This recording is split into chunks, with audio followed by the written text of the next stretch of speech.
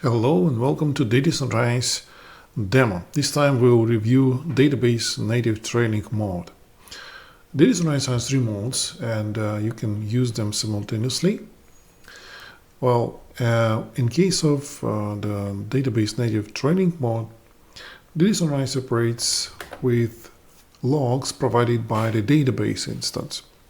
As we can see on this diagram, users may connect directly to the database instance, and the pre-configured database instance can generate events in the audit or logs by this database instance and provide them for DataSunrise. So DataSunrise can use, for example, database API in case of RDS instances, for example, or can use a network share to read these logs from time to time. These logs are generated again by the database instance, and DataSunrise in turn reads these logs row by row or in bulk into the DataSunrise instance, parses these logs. How does it happen? Here we can see a CSV log file, which is generated by pgadmin module activated in my PostgreSQL instance.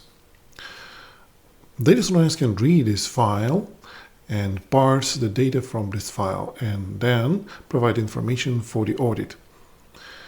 It is very important to note that in this case, when DataSunrise retrieves this information from the native database logs, DataSunrise can only use the audit module in audit rules only, right? So dynamic data masking and security features are not available because DataSunrise in this case only can react and send alerts, for example, collect information in the audit storage, but cannot prevent any activity of users who already executed the query and the log is being shipped to the DataSunrise. How can I configure my DataSunrise instance to read my Postgres instance audit? So on the configuration module, I have my database instances. Here is my database instance I registered. And if I'll scroll down, I have here the proxy, which is disabled, and the training DBL audit logs, which is enabled. Let's look inside of this configuration. Here we can see the path. So we can see the share is available on the same machine, but it can be a network share, which DataSunrise instance should be able to use and read the data from there. And there are different formats. In this case, this is only CSV is available in case of the local PostgreSQL database engine. So we can connect to the local folder, but in case of AWS, for example, if there is a RDS instance, PostgreSQL, right, then DataSunrise is able to read from there. If this is Azure or other type like SMB folder, then DataSunrise can read the data from the Azure or AWS RDS instance. Okay. In my case, I use my local folder, and DataSunrise will read the data periodically from time to time, every 10 seconds, specified here in this edit box. And since DataSunrise, in case of the native database logs, can use only the audit model, the audit rules, I've created a couple of rules to test my training mode. So one of them will audit sensitive objects in the database. When a user will connect to the database instance, will try to execute some queries, like select statement, for example, to retrieve some data, then I've configured my PostgreSQL audit to generate audit logs. And also, I've configured my PostgreSQL instance to generate audit logs when I will execute creating users. And the same I've created in these rules, like in this case, this rule will trigger when DataSunrise will read from the database native logs, creating user, attempt, dropping user, and so on. So some of commands connected to user manipulation. Again, and with the sensitive objects, when the user will execute some select, delete, insert statements affected this object group. We can look inside of this object group as well. It's here. So these are object group, like in the discovery database, masking, maybe test database. I will execute my query on the customer's database, on the customer's passwords. And then we should see that the statement already affected this list of objects, like these columns and tables. And DataSunrise will detect that and will generate the event in the audit module. So my events will appear here on the transactional trails. So now it's time for the show. Okay, let's try to test my rules, my training mode, my PostgreSQL. Now let's try to test the entire chain. So first it will be direct connection to the PostgreSQL database instance, and PostgreSQL will generate some events in the audit log, and DataSunrise will fetch these logs and will provide me with transactional trails. First, to make sure that I'm connected directly, I'll show that this is a connection to my local host and port, so I don't use any proxy. And this test connection works as well.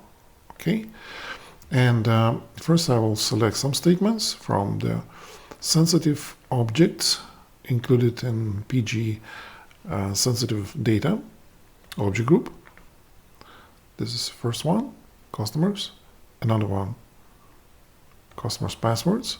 So I've selected the data. So DataSunrise should in several seconds receive the information about the triggered event. Right? And another one is I'm going to use here create and delete statements for the user. First, I'll create a user. Right? I'm going to create a user with the password. DataSunrise also should use depersonalization technique and hide this password from logs in the transactional trails. So let's create a user. Yes, so the user is created, right? So if after some time I'm going to drop that user, I'll execute the statement, and PG admin module should provide to DataSunrise this information as well. Now let's turn our attention to DataSunrise itself. Here I've switched back to my DataSunrise web UI, and these two rules are enabled, and they should trigger, right? So how can we check it? Let's go to the transactional trails. So maybe we need to refresh it. Okay. Yeah, we see there are many events generated by DataSunrise. Recently generated events are here, like select statement, this one. Okay. We see that this rule is affected. Audit sensitive objects in the database instance. And that was my customers table.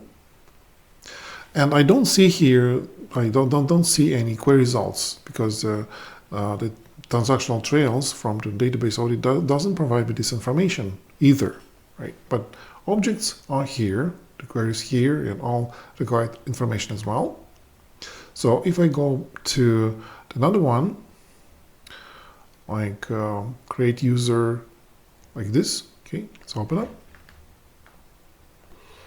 So in this case, this rule triggered audit query types, and the user was created, actually, right? And the password was depersonalized, and DataSunrise removed the value of the password with the stars, right?